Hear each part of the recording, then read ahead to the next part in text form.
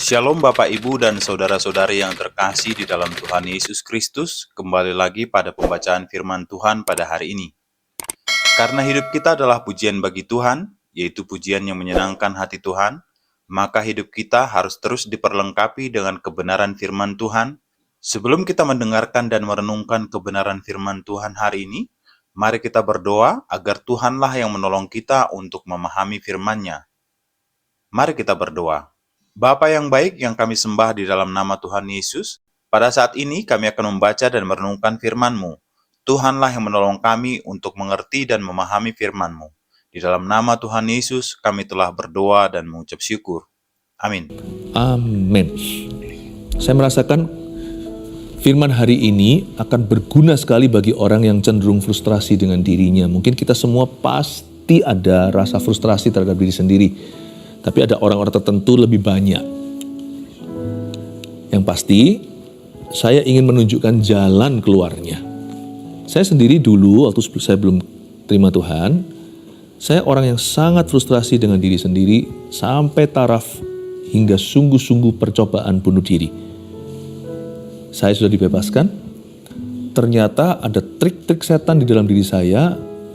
Dan jadi jelas sekali ketika saya baca firman, diterangi Roh Kudus, itu semua diekspos sama Tuhan. Dan waktu saya kenal kebenaran itu, hidup saya dimerdekakan. Dan saya ingin menunjukkan kepada Anda, rahasianya apa. Mematahkan siklus kegagalan, kita buka Roma pasal 7, ayat 13-26. Ini adalah ayat yang susah sebenarnya, tapi saya buat gampang ya. Perjuangan hukum Taurat dan dosa, itu judul di Alkitab bahasa Indonesia kita. Tapi langsung ayat 13. Jika demikian, adakah yang baik itu menjadi kematian bagiku? Sekali-kali tidak. Tetapi supaya nyata bahwa ia adalah dosa, maka dosa mempergunakan yang baik untuk mendatangkan kematian bagiku. Supaya oleh perintah itu dosa lebih nyata lagi keadaannya sebagai dosa. Sebab kita tahu bahwa hukum Taurat adalah rohani, tapi aku bersifat daging, terjual di bawah kuasa dosa. Sebab yang aku perbuat, aku tidak tahu. Karena bukan apa yang aku kehendaki, yang aku perbuat. Tapi apa yang aku benci, itulah yang aku perbuat. Jadi jika aku perbuat apa yang tidak aku kehendaki, aku menyetujui bahwa hukum Taurat itu baik. Kalau demikian bukan aku lagi yang memperbuatnya, tapi dosa yang ada di dalam aku. Sebab aku tahu bahwa di dalam aku, yaitu di dalam aku sebagai manusia, tidak ada sesuatu yang baik. Sebab kehendak memang ada di dalam aku, tapi bukan hal berbuat apa yang baik. Sebab bukan apa yang aku kehendaki, yaitu yang baik, yang aku perbuat. Melainkan apa yang tidak aku kehendaki, yaitu yang jahat, yang aku perbuat. Jadi jika aku berbuat apa yang tidak aku kehendaki, maka bukan lagi aku yang memperbuatnya, tapi dosa yang diam di dalam aku. Demikianlah aku dapati hukum ini. Titik 2. Jika aku menghendaki berbuat apa yang baik, yang jahat itu ada padaku. Sebab itu, di dalam batinku aku suka akan hukum Allah. Tapi, di dalam anggota-anggota tubuhku, aku melihat hukum lain yang berjuang melawan hukum akal budiku. Dan membuat aku menjadi tawanan hukum dosa yang ada di dalam anggota-anggota tubuhku. Aku manusia celaka. Siapakah yang akan melepaskan aku dari tubuh maut ini? Syukur kepada Allah oleh Yesus Kristus Tuhan kita. Jadi dengan akal budiku aku melayani hukum Allah, tapi dengan tubuh insaniku aku melayani hukum dosa. Jangan punya ayat-ayat favorit. Semua isi Alkitab ini favorit. Justru yang terkesan sulit, itu ada kunci kemenangan yang dahsyat di dalamnya. Saya buat mudah. Ayat per ayat saya jelaskan supaya kita mengerti bagaimana mematahkan siklus kegagalan di hidup kita sendiri. Baik itu kebiasaan buruk atau sifat-sifat kita yang kita sendiri gak suka. Kok aku bisa begitu? Khususnya orang-orang yang dalam dirinya sini itu gak pernah settle, gak pernah tenang. Seperti ada badai taufan di dalam jiwanya, selalu bergejolak. Kita semua pasti ada, sedikit banyak. Tetapi obatnya sama, yaitu firman Tuhan. Saya jelaskan dulu ayat 13. Jika demikian kata Paulus, adakah yang baik itu menjadi kematian bagiku? Sekali-kali tidak. Tetapi supaya nyata bahwa ia adalah dosa, maka dosa mempergunakan yang baik untuk mendatangkan kematian. Pernahkah kita berkata pada diri sendiri atau berjanji, aku akan lebih baik lain kali? Loh, gak ada salahnya loh. Daripada kita bilang, aku akan jadi lebih buruk. Wih, orang jahat yang berkomitmen pada kejahatannya, bukan hanya gak mau berubah, malah bangga. Wah, bahaya. Baik sih, kalau kita berkata, I'll be better next time. Atau kita berkata seperti ini, aku janji tidak akan lakukan lagi. Tapi biasanya dua kalimat itu berujung kegagalan lagi. Bukan karena kalimat itu sendiri salah. Apa salahnya dengan berjanji atau paling tidak rindu, aku akan jadi lebih baik lagi. Apa salahnya dengan bertekad, aku tidak akan lakukan lagi. Nggak ada yang salah. Sebab ayat 13 berkata, jika demikian, adakah yang baik itu menjadi kematian bagiku? Tapi kenapa kalimat yang baik itu kok justru mematikan kita? Karena di dalam diri kita ada trik-trik yang setan pakai. Misalnya kita lagi main bola basket nih, ya. Lalu di sana waktu cuma tersisa 1 menit. Kita ketinggalan 1 bola. Dan kita tahu bahwa ini sekali masuk bisa menang. Sekali masuk, plung, kan langsung hitungannya 2. Lalu di dalam pikiran kita, aku harus masuk. Bola ini harus masuk. Aku harus skor. Lempar, malah justru nggak masuk. Waktu latihan gampang. Tapi dalam tekanan, sesuatu yang baik mematikan. Paham ya? Nah, saya ingin sekali untuk membantu barang siapa yang suka frustrasi dengan dirinya, ada jalannya. Karena itu setan punya senjata disebut tipu muslihat. Dia pakai apa yang baik di dalam kita untuk mematikan kita.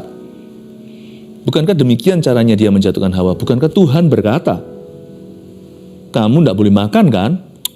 Nah, jangan-jangan Tuhan sih khawatir nanti kalian jadi seperti dirinya, tahu segala sesuatu. Nah, firman Tuhan sendiri sempurna. Tadi keinginan Anda, aku mau jadi lebih baik, itu nggak apa-apa. Tapi hati kita itu biasanya akan masuk dalam perangkap. Sesuatu yang baik justru mematikan. Dosa mempergunakan yang baik untuk mendatangkan kematian bagiku. Supaya justru oleh perintah itu, justru karena maksud hati kita yang baik dan mulia, justru karena tekanan untuk menang, justru karena standar yang tinggi yang ingin kucapai itu, supaya oleh perintah itu dosa justru lebih nyata lagi keadaannya sebagai dosa, kita malah tidak bisa skor apa-apa. Saya hari ini agak sedikit seperti sesi konseling ya sama saya ya. Saya ajak Anda untuk bisa melihat di dalam dirimu. Saya rasa kita praktekkan ini dengan sangat bertanggung jawab karena saya melakukannya dengan satu tool atau satu alat, yaitu firman. Saya bedah Anda ya. Di mana saya keluar dari siklus itu, hingga hari ini saya bebas. Saya menjadi seorang yang bahagia dan menjadi orang yang puas. Saya ingin bantu Anda. Kalau nggak pernah disuapin makan keras, bahkan pisau operasi seperti masukkan ke tenggorokan jalan sendiri, Anda mungkin tidak akan pernah ketemu gambar diri yang sehat. Saya bantu. Ayat 14. Sebab kita tahu bahwa hukum Taurat adalah rohani. Standar itu sendiri adalah bagus. Tapi aku bersifat daging terjual di bawah kuasa dosa. Yang salah itu bukan kerinduanmu. Yang salah itu bukan impianmu. Aku gak mau lagi, aku akan jadi lebih baik lah lain kali. Itu gak salah, tapi kita ini bersifat daging. Dan kita terjual di bawah kuasa dosa. Apa yang baik pun bisa menjadi toksik di dalam diri kita. Sebab apa yang aku berbuat, ayat 15, aku tidak tahu. Karena bukan apa yang aku kehendaki, yang aku perbuat. Coba perhatikan kenapa saya beri penekanan. Tapi apa yang aku benci, itulah yang aku perbuat. By this time, sampai titik ini, kira-kira Anda ngerti ya, kira-kira saya kasih hint ini, kasih bocoran nih, kira-kira saya arahnya mana. Jadi jika aku berbuat apa yang tidak aku kehendaki, aku menyetujuinya bahwa hukum Taurat itu baik.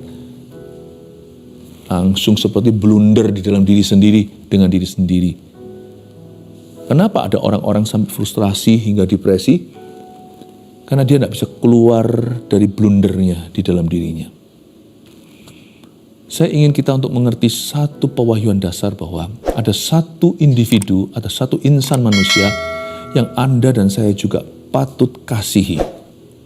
Yang saya maksudkan bukan mengasihani diri sendiri, tapi kasihilah sesamamu manusia seperti dirimu sendiri. Belajar bisa mengampuni diri sendiri itu sama seperti mengampuni orang lain. Belajar untuk bisa mengasihi diri sendiri itu juga seperti mengasihi sesamamu. Biasanya orang yang jahat sama dirinya nanti jahat sama orang lain juga. Tapi ada batasnya. Bukan berarti Anda menerima dosa Anda. Kalau Alkitab jelas-jelas berkata itu salah, jangan kau terima. Tapi belajar untuk tidak membenci dirimu sendiri karena Tuhan sudah mengasihimu. Belajar untuk menaruh dirimu di hadapan Tuhan. Bukan sebagai korban, tapi sebagai anak yang dibeli dengan harga yang mahal. Saya dulu orang yang paling tidak suka dengan diri saya sendiri. Rasanya saya bisa tinggal sama orang lain tapi gak kerasan kalau sama diri sendiri. Itu tipe orang yang gini loh.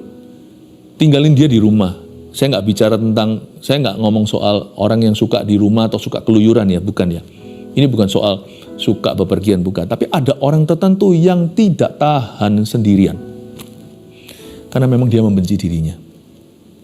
Selalu harus ada di keramaian, selalu ada aktivitas, selalu ada ini itu. Karena dia tidak bisa bercermin dan tidak bisa melihat wajahnya sendiri di kaca. Kalau ada orang seperti itu, ingatlah itu juga dosa. When you hate yourself, kalau Anda membenci dirimu sendiri, Anda membenci ciptaan Allah. Bahkan tebusan Kristus loh ya. Karena itu pertama-tama aku ini harus berhenti sampai dimulai dengan ini dulu. Aku dikasihi Tuhan. Kalau kita tidak mulai dengan itu, kita tidak akan bebas. I am loved. Salah satu pewahyuan terbesar di hidup saya yang membuat saya jadi berubah. Saya bertobat itu karena kasih, meskipun ditemplak Roh Kudus atau diinsyafkan dari salah saya, tapi saya mau ikut Yesus bukan karena hukuman yang menanti saya, bukan karena diancam segala. Saya mau ikut Tuhan karena saya tidak pernah merasa dalam hidup saya dicintai seseorang seperti Yesus mencintaiku. Itu cerita hidup saya 33 tahun yang lalu. Kalau hari ini live-nya. That's how. Itulah sebabnya saya berkata, Tuhan, aku mau mengikutmu. Saya gak pernah rasa dicintai itu seperti Yesus sayang saya. Saya ingin Anda untuk bukan mengasihani diri sendiri. Wah, masuk lagi ke lubang setan. Mengasihi, bukan mengasihani diri sendiri. Kalau mengasihani diri sendiri itu Anda berlaku sebagai korban. Anda merasa victim mentality. Mentalitasnya itu korban. Lalu salahkan orang lain sih gak kasih aku kesempatan. Mengasihi diri sendiri itu bisa agree dulu, setuju dengan Tuhan. Kalau kita mau bebas, kita harus bisa setuju dengan setuju dengan Tuhan Yesus dulu. Yes, Jesus loves me. Yes, Jesus loves me. Yes, Jesus loves me. Yes, Jesus loves me. The Bible tells me so. Dulu waktu saya hendak bunuh diri, jangan contoh yang ini buruk sekali, ini kesaksian hidup saja. 3 kali, hampir berhasil terus digagalkan oleh Tuhan. Ini bukan siklus kegagalan yang perlu dipatahkan. Ini Tuhan menggagalkan percobaan bunuh diri untuk menyelamatkan saya dari api neraka. Terakhir kali waktu Tuhan benar-benar lawat saya menangis sejadi-jadinya, padahal saya nggak cengeng orangnya. Ketika Tuhan bilang, tahukah kamu apa yang kamu tadi mau lakukan itu? Sesungguhnya kamu hendak membunuh seorang manusia. Saya kaget, aku tidak mau bunuh siapa-siapa kok. Kan hanya mau ambil nyawa sendiri. Hidupmu bukan milikmu lagi. Saya merinding. Hidupmu bukan milikmu lagi. Aku sudah membelimu. Kau tidak berhak lukai. Membenci dia pun tidak boleh kau lakukan. Tidak mau mengampuninya. Kelihatan orang lain bisa kau ampuni, dirimu sendiri tidak pernah kau maafkan. Bukankah itu juga menjadi siklus orang berjudi? Kalah, waduh, apalagi kalau sudah pikiran keluarga, nyantol di sini segalanya, masuk lagi dia. Justru nggak bisa stop. Di mana ada guilty, di mana ada perasaan bersalah yang bukan dari Roh Kudus. Kalau dari Roh Kudus itu bukan hanya perasaan bersalah, tapi tuntunan pada pertobatan. Roh Kudus itu pekerjaannya bukan mendakwa, tapi menginsafkan. Ujungnya itu pada perubahan. Perubahan dari Tuhan. Tapi Yudas Iskariot itu guilty doang. Dia hanya merasa bersalah, terdakwa. Dia nggak mencari Tuhan. Karena dia sudah nggak bisa terima dirinya sendiri, dia gantung diri. Di situ dia mati. Akal dama kan? Tanah darah. Tipis ini, saya rasanya bukan hanya membantu orang-orang yang mau bunuh diri, tapi saya juga bicara pada orang-orang yang mendengarkan saya yang fine-fine saja untuk benar-benar menghargai hidupnya yang dari Tuhan ini. Dan waktu saya diberitahu sama Roh Kudus, tahu niat hatimu tadi, kamu itu hendak melukai seorang yang saya super kasih. Siapa Tuhan? Philip Mantova. Saya diberitahu gitu, itu kan aku. Iya. Di hari itu saya bebas. Hari itu saya ngerti hatinya. Kalau enggak ya, semua saya datang ke gereja, padahal bukan itu maksud sang pengkhotbah. Dia ngomong apa itu, apapun juga itu seolah-olah bagi saya tuntutan. I have to be better, aku harus jadi lebih baik. Tapi sejak saya diubah paradigmanya, saya datang lagi ke gereja minggu besoknya, saya dengar semua itu bukan sebagai tuntutan, tapi sebagai undangan Tuhan. Live for me. Indahnya luar biasa. Saya ingin Anda bebas. So tidak sedikit di antara keluarga Saat Teduh Bersama yang masih membenci dirinya. Roh Kudus wahyukan ke saya sebelum saya khotbah hari ini live di depan Anda. Coba kita lihat sekarang beberapa ayat lagi.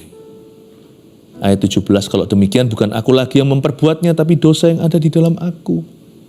Sebab aku tahu bahwa di dalam aku, yaitu di dalam aku sebagai manusia, tidak ada sesuatu yang baik.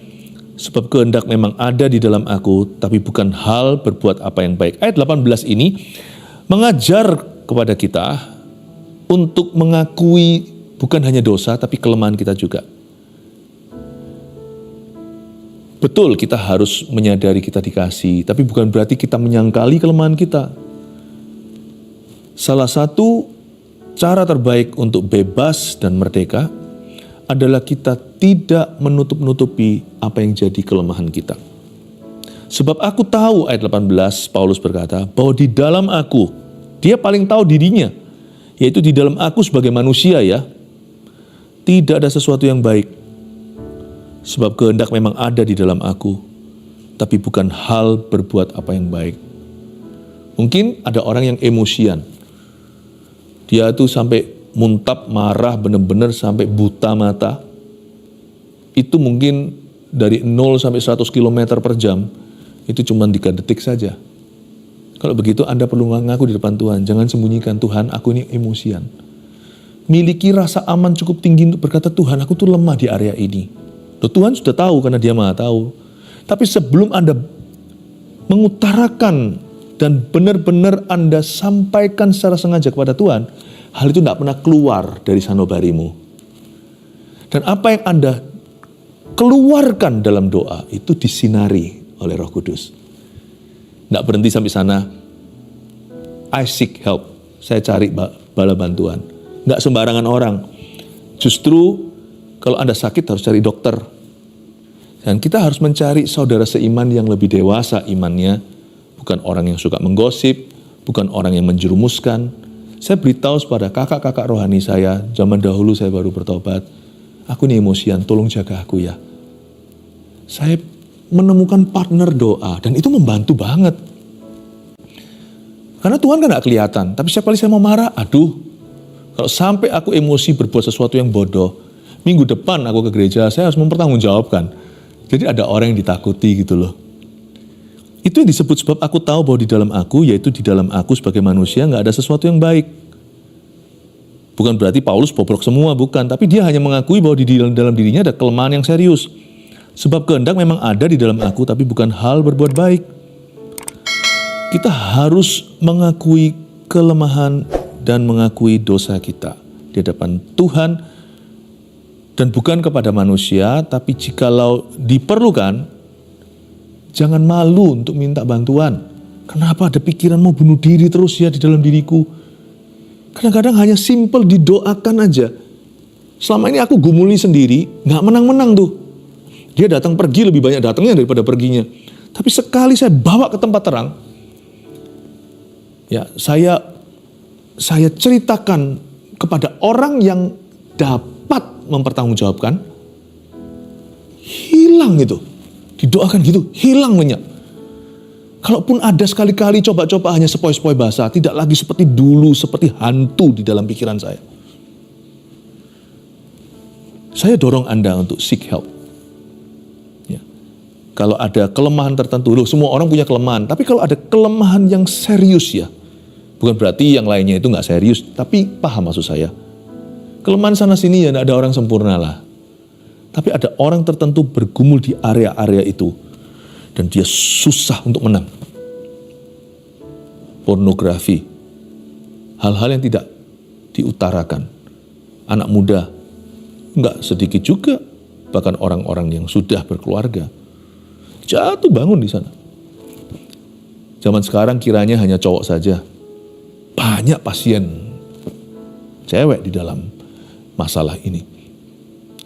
Bagaimana caranya? Harus ada langkah-langkah praktis, tapi dimulai dengan bedah hati dulu. Dan harus ada keberanian untuk keluar dari persembunyianmu. Dan berkata, I need help. Aku butuh bantuan. Coba bayangkan kalau ada seorang pasien datang ke praktek dokter. Tanya sakit apa? Enggak. Apa keluhannya, gejalanya? Enggak ada. I'm fine-fine saja, saya baik-baik aja. Bisa diobatin enggak? Langkah pertama waktu ke dokter adalah ngaku sakitnya di mana. Jangan konklusi tapi, karena dokter yang punya ilmu pengetahuan, dia tahu bahwa itu gejalanya, ini kemungkinan akar masalahnya, perlu dideteksi lebih lanjut lagi, perlu dites lagi, perlu di screening mungkin. Setelah di check up lagi, baru ketahuan, oh ini loh diagnosanya. Ya, demikian pula secara kerohanian kalau ada sesuatu yang salah. Jangan kau hadapi sendiri.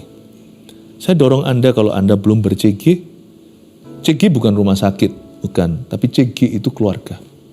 Kita perlu keluarga kita. Untung-untung kalau keluarga kita sudah dalam Tuhan, puji Tuhan. Dan kita juga perlu keluarga Allah.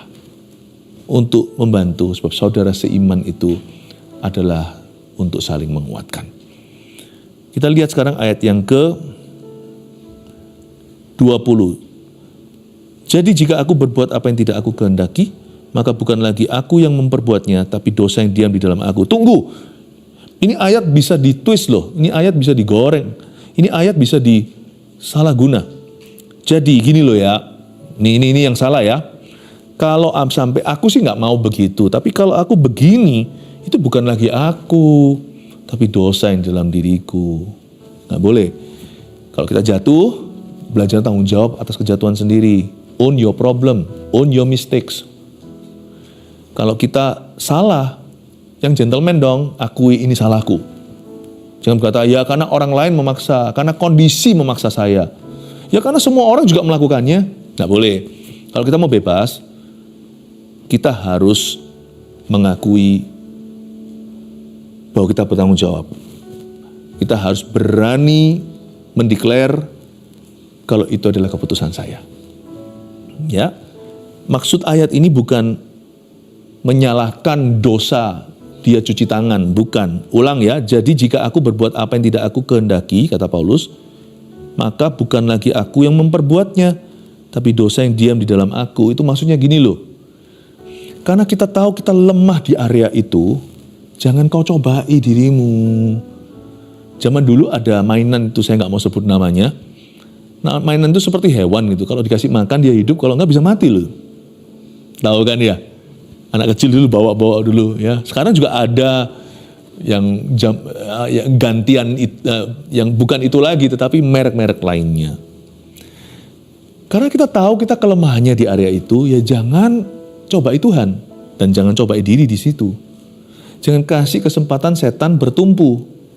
Jangan sampai setan masukin kaki satu masuk, pasti sebentar lagi seluruh badannya. Dosa yang diam di dalam aku, kita harus menyadari tidak ada satupun di antara kita kebal dosa.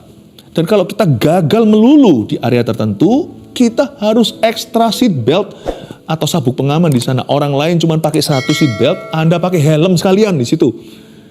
Nggak ada yang namanya terlalu menjaga diri, itu nggak ada. Nggak ada yang namanya orang itu yang too careful, terlalu hati-hati. Zaman ini nggak bisa terlalu kalau soal kesucian. Zaman ini nggak bisa keterlaluan kalau soal kekudusan. Biarin orang mau bilang apa, fanatik lah, ekstrim kamu, biarin. Yang penting saya menang. Kalau nanti saya gagal, saya nanggung konsekuensinya. Yang sana hanya komentar. Kalau saya menang bukan untuk ditujukan, kalau saya menang adalah untuk saya. Untuk saya dengan Tuhan. Dan suatu hari siapa tahu Tuhan juga akan memakai aku jadi kesaksian dan jadi jawaban. Jalanku panjang, aku tidak mau gagal di sini. Tapi dosa yang diam di dalam aku, nggak ada seorang pun kebal. Kita harus ngerti kelemahan kita, di area mana kita cenderung berdosa, dan selalu gagal total. Maka, kalau Anda tahu, ada binatang itu, atau ada yang nama bibi, bobot, bebet, bakat di dalam diri kita, hai Adam dan Hawa, keturunannya. Maka kalau kita tahu itu ada di dalam, jangan kau beri makan. Jangan kau beri makan. Misalnya kalau orang emosian, ya jangan gaul sama orang emosian. Nanti jalan mereka jadi biasa buat kita. Belajarlah untuk dibentuk Tuhan, bergesekan dengan orang, belajar sabar, dan ikutilah orang-orang, jalan orang-orang sabar. Maka Anda pun akan belajar bersabar. Tetapi dosa yang diam di dalam aku, tahu ada dosa diam di dalam kita. Dosa ini bukan dosa aktif. Dosa ini adalah sinful nature atau hakikat dosa. Dosa ini bukan dosa aktif. Kalau itu harus kita tanggalkan, itu harus kita akui dan tinggalkan. Dosa di sini adalah sifat dosa atau kecenderungan dosa di dalam diri kita. Ada orang cenderung nyuri, ada orang cenderung ini. Kalau kita tahu gitu, don't feed it, jangan kasih makan. Demikianlah aku dapati hukum ini. Jika aku menghendaki berbuat apa yang baik, yang jahat itu ada padaku. Ini kata-kata orang frustrasi. Sebab dalam batinku aku suka akan hukum Allah, tapi dalam anggota tubuhku aku melihat hukum lain yang berjuang melawan hukum akal budiku, dan membuat aku menjadi tawanan hukum dosa yang ada di dalam anggota-anggota tubuhku. Aku manusia celaka. Siapakah yang akan melepaskan aku dari tubuh maut ini? Setan kalau sudah bisa membawa kita ke titik ini, dia berhasil. Sebenarnya setan bukan mau menghancurkan hidup kita, tapi gambar diri kita dan iman kita. Misalnya, I promise to be better. Aku berjanji lebih baik lagi. Atau I won't do it again. Aku tidak akan lakukan lagi. Kita janji pada diri sendiri. Bahkan waktu doa minta ampun sama Tuhan pun tidak pandang Kalvari. Kita coba untuk suap Tuhan dengan janji-janji yang cenderung palsu. Karena kita tidak bisa garansi atau jamin nanti kita gimana. Kita bersandar pada kekuatan sendiri, lalu kita tidak ngakunya penuh. Kita berkata, aku salah Tuhan, but I promise. Aku tidak akan lakukan lagi. Ampuni aku sekarang, aku janji tidak lakukan lagi. Bukan datang dengan penyesalan dan berserah, aku salah. Ampuni aku. Beriku kekuatan Tuhan untuk hidup kudus. Bukan dengan rendah hati, tapi masih ada sombongnya. Aku bisa, lain kali enggak. Jadi masih hidup manusia dagingnya. Lalu lain kali disikat sama setan. Dia pakai trik itu lagi, dan setiap kali kau jatuh, dia akan tuduh. Nah katanya, wah itu seperti orang udah jatuh ketiban tangga. Setan diam waktu kita berjanji-janji pada Tuhan. Lalu kita jatuh lagi, dia langsung turun tangan dan langsung berkata, nah pembohong kamu. Kamu bukan hanya pendosa, kamu pendusta juga. Wah, lama-lama setelah siklus ini berkali-kali, 3, 5, 7 kali, hingga puluhan kali, buyarlah kita langsung sadar, aku ini orang celaka. Udah, aku celaka. Dia berhasil merebut iman dan pengharapanmu. Sehingga Anda percaya bahwa Anda adalah orang yang paling gagal di seluruh dunia, you are a total failure. Siklusmu tidak akan pernah bisa pecah. Lain kali kalau Anda janji lagi, dia berkata, buktinya kamu udah janji. 7 kali 70 kali, kamu udah janji berapa ratus kali. Sehingga kita berakhir bukan hanya gak percaya diri, kita bahkan gak percaya pada perkataan kita sendiri, dan sudah gak bisa percaya pada doa kita, dan kita sudah gak bisa percaya pada Tuhan, bahwa Tuhan pun bisa membebaskan. Betul kan? Karena itu jangan lihat ke kegagalan. Anda baca tadi ini semuanya, sadar gak? Setiap kata aku, coba ya nanti saya kasih PR ya setelah kita offline ya. Coba dilingkar aja, pakai pensil supaya bisa dihapus. Akunya dari ayat 13 sampai 26 itu berapa aku? Coba hitung. Anda akan terkejut, aku. Paulus mau menunjukkan atau mendemonstrasikan, Anda tidak akan pernah keluar dari cengkeraman jahanam ini kalau fokusmu pada dirimu. Aku bisa, pasti bisa. Lain kali kalau aku. Kalau fokus Anda tidak keluar, Anda kepancing setan. Anda punya sesuatu yang lain yang di luar dirimu, sehingga Anda bisa melupakan dirimu, dan Anda kita tidak lagi menyimpan satu skor atau papan skor, berapa kali menang, berapa kali gagal. Seolah-olah mau membuktikan bahwa aku ini layak masuk surga. Tapi waktu kita lupakan itu jadi sirna atau jadi kabur. Karena kita fokus memandang Kristus. Kata Tuhan, let your will be done. Aku mau mengikutmu, bantu aku kalau aku goyang. Bahkan kalau aku jatuh, angkat aku. Kita tidak lagi hitung skor. Berapa kiri, berapa kanan. Justru nanti waktu Anda noleh setelah sekian tahun atau sekian bulan, kaget. Skor menangnya itu tinggi, kalahnya itu dikit sekali. Waktu mata kita tertuju pada Kristus, kita jalan di atas air. Waktu kita mulai sadar, loh, aku jalan di atas air. Kena badai taufannya, kena anginnya, loh, tenggelam. Waktu kita sadar diri, kita tenggelam. Waktu kita sadar Kristus, kita berjalan. Saya ingin Anda untuk mengerti bahwa kenapa di perjanjian lama mereka harus melihat ular yang tembaga yang ditinggikan itu, baru mereka itu sembuh dari pakutan. Karena kalau kita fokus ke Yesus, ada jalan. Ayat 26 terakhir, jadi dengan akal budiku aku melayani hukum Allah, tetapi dengan tubuh insaniku aku melayani hukum dosa. Ini ayat 26 bukan membenarkan bahwa it's okay, yang penting hatinya. Bukan loh ya. Gak penting skornya, enggak. Ayat ini bicara kalau kita tahu bahwa kita masih tubuh insani, hiduplah oleh roh. Kerohanianmu jangan tanggung, rohanimu harus radikal.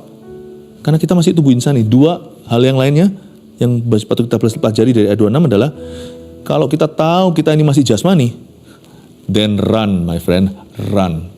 Seperti Yusuf, larilah dari pencobaan. Sekalipun dia penuh dengan roh Tuhan. Larilah dari istri Potifar. Karena Anda tahu bahwa Anda tidak kebal. Then run, karena kau tahu kau tubuh insani.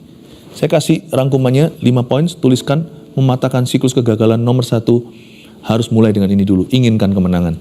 Kalau orang yang masih enjoy sama dosanya, atau kegagalannya itu dia anggap biasa, ya nggak bisa. Nomor 1 kalau nggak ada, nggak bisa. Dan nomor 2, mesti inginkan kemenangan. Cukup, aku bosen kalah terus, bosen gagal terus. Itu permulaan Anda memberontak terhadap setan. 2, akui dosa dan kelemahan kepada Tuhan. Ngomong apa adanya, memang ini kelemahanku. Jangan justru pembuktian, aku bisa, kasih aku kesempatan sekali lagi aku bisa. Mendingan Tuhan, area ini area rawanku, ampuni aku sudah banyak salah. Tolong aku, ini kelemahanku. Tunjukkan jalan. Ya, dan jikalau ada kesempatan untuk bisa punya partner doa, itu adalah berkat yang sangat besar. 3, pandang pengorbanan Kristus. Pasif ini, ya sudah, aku memang gagal. Tapi jangan tambah-tambahin, aku gagal total. Jangan kau hakimi dirimu, karena Yesus pun tidak menghakimimu. Aku gagal memang, aku melanggar firman Tuhan. Benar salah udah jelas di depan mata. Tuhan, pada pengorbanan Kristus aku naik banding. Ampuni aku, bukan karena aku janji lain kali. Ampuni aku karena Engkau sudah mati untuk aku. 4, fokus keluar diri sendiri. Itulah sebabnya saya hari ini hidup dalam visi yang strong. Orang gak ngerti kenapa visi-visi terus. Apa gak ngerti kalau kasut kerelaan memberitakan Injil damai sejahtera itu senjata. Senjata orang Kristen. Ambil visi ini, saya akan fokus ke diri sendiri dan semua ayat hidupku akan muncul. Aku, lalu aku jatuh. Don't forget, tanpa visi liarlah rakyat. Anda harus punya fokus sesuatu keluar dari dirimu sendiri. Harus positif, joyful, sesuatu yang sifatnya sukacita dan positif. Wow, aku mau dipakai Tuhan luar biasa. Itu kekuatan saya di masa muda saya. Aku dipakai luar biasa. Bukan, nggak boleh jatuh, tapi aku mau dipakai Tuhan secara luar biasa. Dan urapan ini harus kujaga. Jatuh, aku nggak mau. Bukan lagi jangan jatuh, tapi Tuhan mau pakai aku. Jatuh, aku nggak mau. Indah ini, sukacita, terjoy, sukacitanya dipakai oleh Tuhan. Sukacitanya aku melihat keturunanku diberkati kalau kita yang sudah menikah. Joy, fokus on joy, fokus ke sukacita. Fokus ke Tuhan. Fokus ke yang positif. 5, terakhir. Larilah dari situasi yang mencobai. Run. Kalau kita adalah manusia insan. Amin. Ya, amin.